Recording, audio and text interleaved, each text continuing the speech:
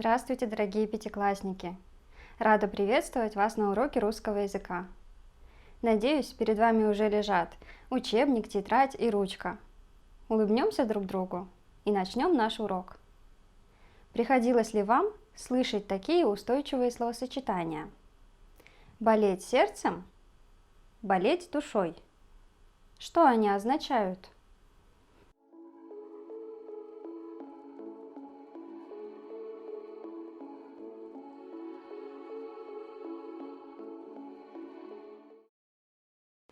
Поясните лексическое значение этих фразеологизмов, исходя из смысла предложений. Я не о себе душой болею, а об народе. Если болеть, то всем сердцем за любимое дело. Болеть сердцем или болеть душой – это значит очень сильно переживать, волноваться, о ком-то или о чем-то беспокоиться. Болеть душой о народе значит беспокоиться о его настоящем и будущем. Болеть за любимое дело – отдавать ему все свои силы, вкладывать душу в свою работу. Эти фразеологизмы имеют одинаковое лексическое значение, то есть являются синонимами. Придумайте свое предложение с одним из этих фразеологических оборотов.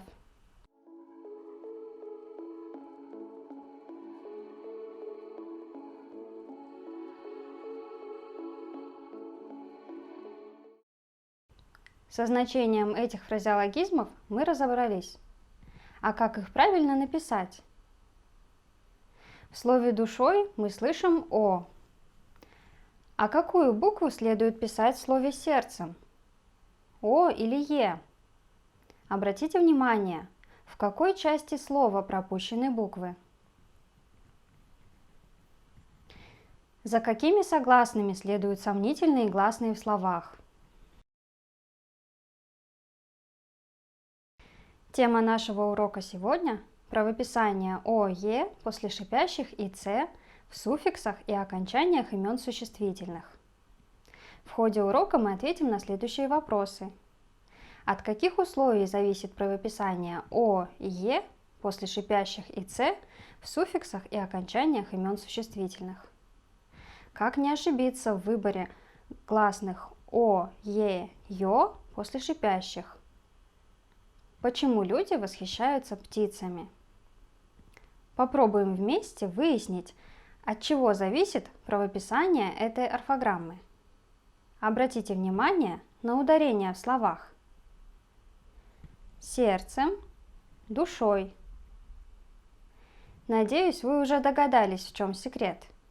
Сравните свои предположения с правилом в учебнике.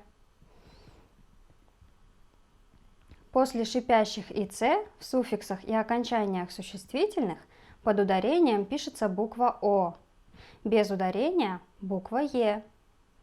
Например, дружок, буква «о» под ударением, у грибцов буква «о», потому что под ударением, товарищам буква «е», без ударения.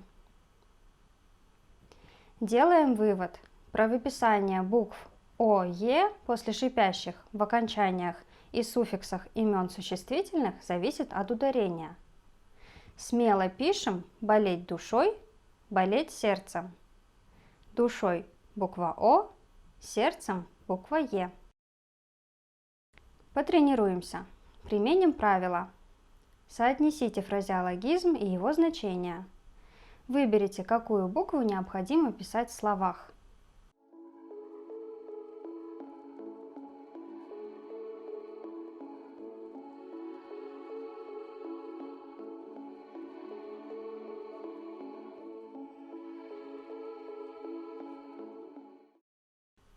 Не ударить в грязь лицом значит не опозориться, с честью выйти из затруднений, показать себя с лучшей стороны в каком-нибудь деле.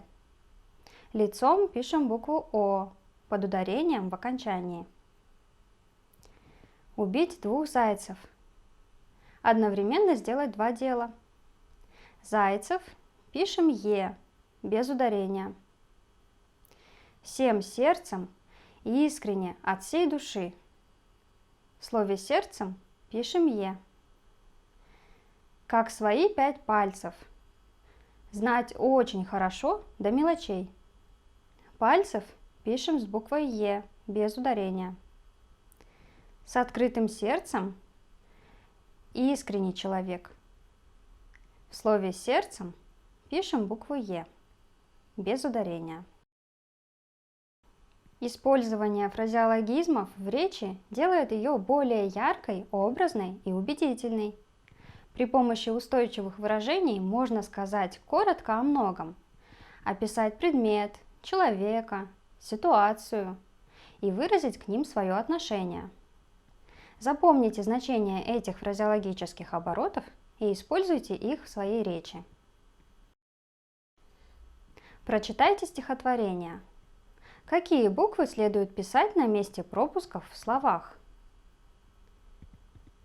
Снежок и дружок. Словно бабушкин клубок, с горки катится снежок. Но клубок бежит, худеет, а снежок наоборот. Вдруг рассыпался клубок, а внутри наш пес, дружок. В снежный плен дружок попал, чуть бедняга не пропал.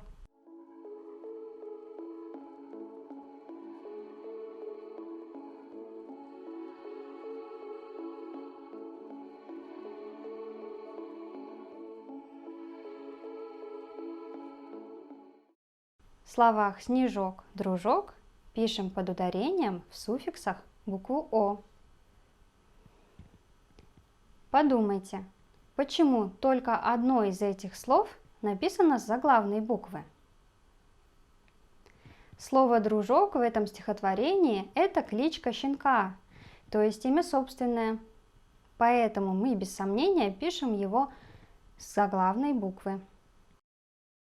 А что изменится, если мы напишем слово со строчной буквы? Изменится его значение и употребление. Например, «Послушай сказку, мой дружок». Рассмотрите картинку. Может ли она служить иллюстрацией к нашему стихотворению?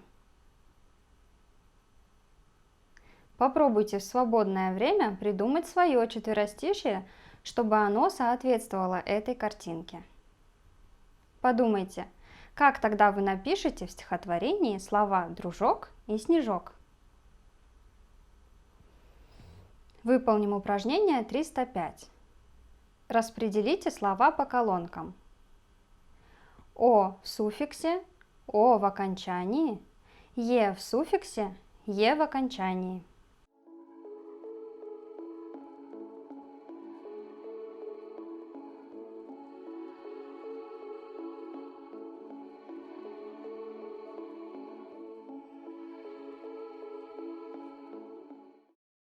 Буква «о» в суффиксе в словах «пастушок», «порошок», «кукушонок», «речонка». В окончании «за камышом», «храбрецом». «Е» в суффиксе в словах «дороженька», «реченька», «подушечка». «Е» в окончании в словах «под крышей», «полотенцем», «ученицей», «за рощей», «гусеницей», «поясницей». Немного отдохнем, сделаем разминку. Повторяйте за мной. У черепашьего черепашонка на черепашьих лапчонках черепашьи башмачки. У черепашьего черепашонка на черепашьей спинке из костяных пластинок черепашья рубашонка. В скороговорке тоже есть слова на нашу орфограмму. Выделим часть слова, в которой находятся пропущенные буквы.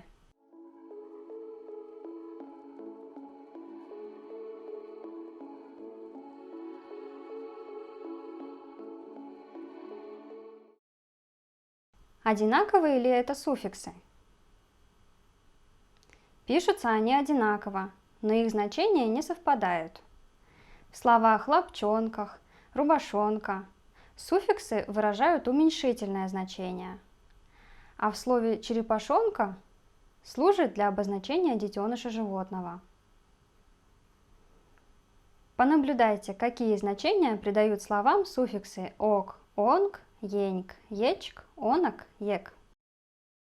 Образуйте с помощью этих суффиксов новые слова.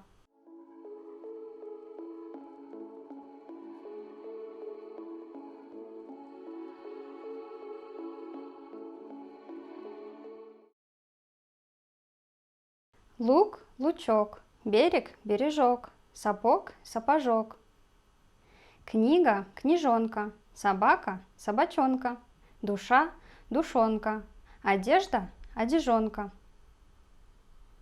Свеча, свеченька, ночь, ноченька, речка, реченька, дочь, доченька, душа, душечка, подушка, подушечка, кошка, кошечка, медведь, медвежонок, заяц, зайчонок, галка, галчонок, белка, бельчонок, цветок, цветочек, горох, горошек, орех, орешек.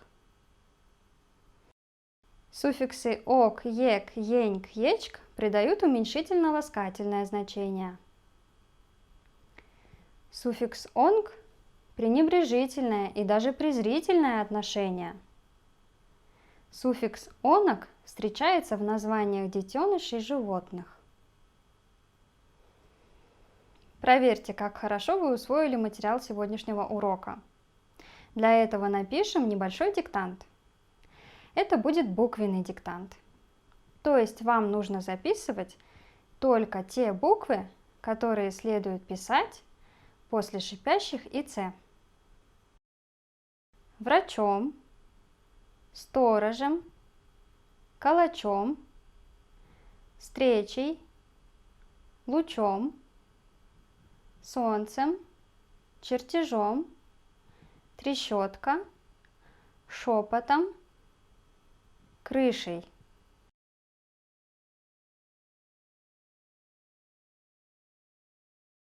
Проверьте себя.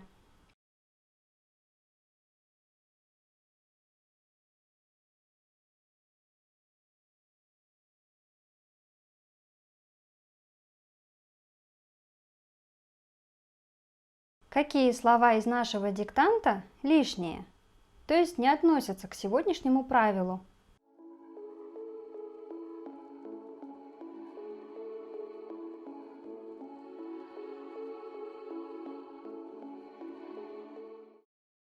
В слове «шепот» гласное после шипящего под ударением, но мы пишем «ё».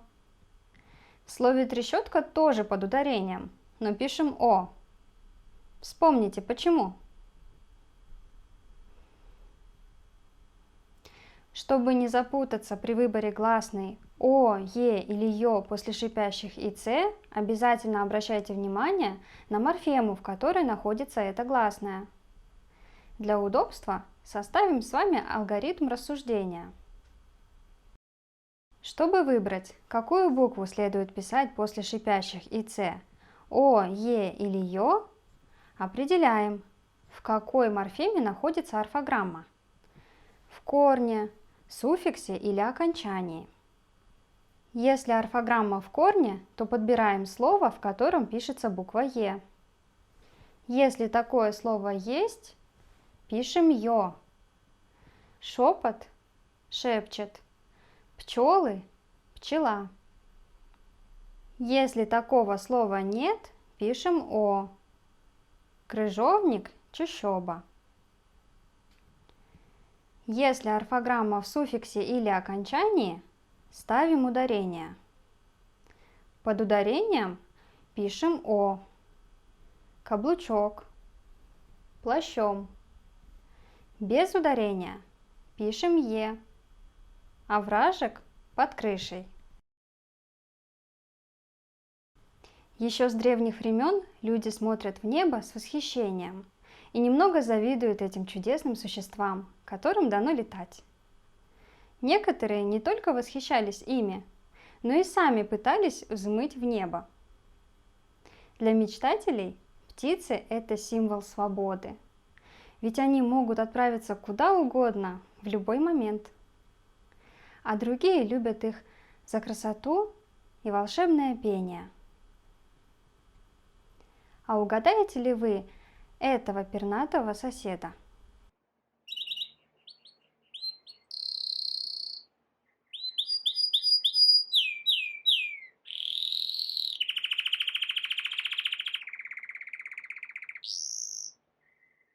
В рубрике «Слово дня» название этой птички. Канарейка. Канарейка – существительное женского рода. Маленькая южная птичка семейства вьюрковых с ярким, обычно желтым оперением. Часто содержится в неволе в качестве комнатной декоративной птицы. Домашние канарейки – комнатные канарейки. Однокоренные слова – канареечка, канареечный. Самца канарейки называют кенар или кенер. Канареечный цвет – это ярко-желтый цвет, цвет оперения канарейки. Канареечное платье. Слово пришло из латинского avis canaria, что означало «канарская птица», по названию Канарских островов, откуда птица была завезена в Европу в XVI веке. Прочитайте сочинение вашего ровесника о его любимом питомце. Помогите автору текста сделать его более последовательным. Подумайте, какие части сочинения нужно для этого поменять местами.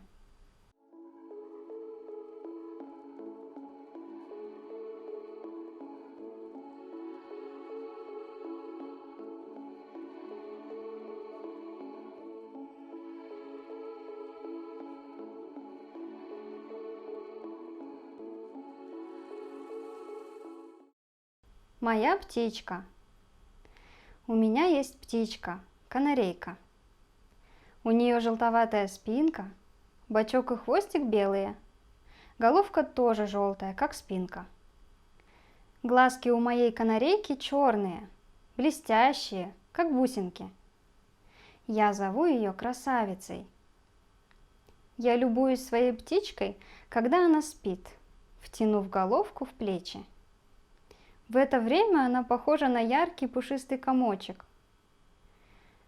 Красавица поет громко и весело. Мне и маме в такие минуты кажется, что наступила весна. Наша птичка начинает петь с первым лучом солнца и умолкает только вечером, когда мы ложимся спать. Мне очень нравится, как поет наша канарейка. Что о своем питомце хотел рассказать нам автор сочинения?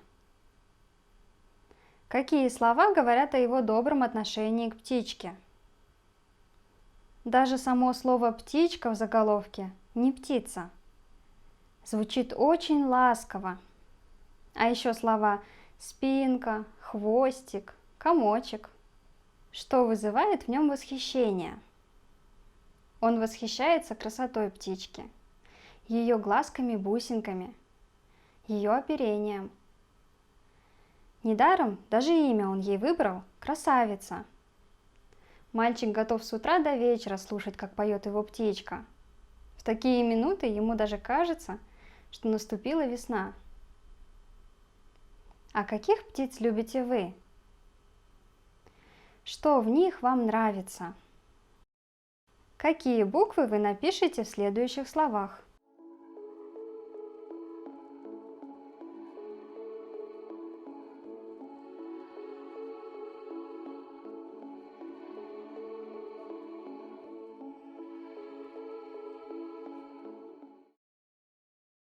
Проверим, какие орфограммы вы при этом вспомнили.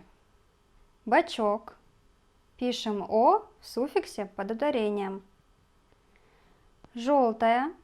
Пишем «ё» в корне, потому что есть родственное слово «желтеть». У канарейки пишем «и». Существительное первого склонения в родительном падеже.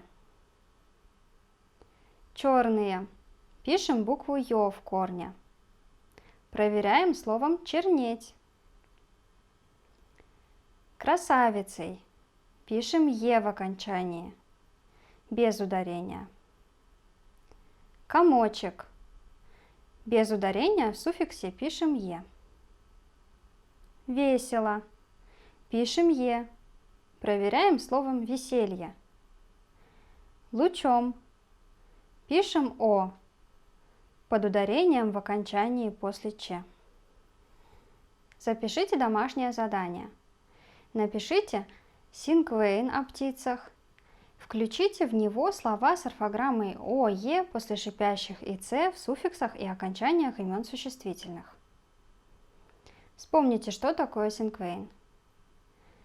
Это пятистрочная стихотворная форма, без рифмы. Первая строчка – название синквейна, тема. То, о чем вы будете писать. Вторая строчка – два прилагательных, характеризующих ваш предмет. Третья строчка – три глагола. Четвертая строчка – фраза из 4 слов, которая раскрывает суть предмета. Пятая строчка – синоним или ассоциация. Или вы можете придумать стихотворение, соответствующее картинке. Подведем итоги урока. Сегодня мы ответили на вопросы. От каких условий зависит правописание «о», «е» после шипящих и «ц» в суффиксах и окончаниях имен существительных? Как не ошибиться в выборе гласных «о», «е», «ё» после шипящих? И почему люди восхищаются птицами? Во всем, что создала природа, есть своя красота. Но увидеть ее может только человек с чистым, добрым, открытым сердцем. Наш урок завершен. Благодарю вас за внимание. Всего вам доброго. До свидания.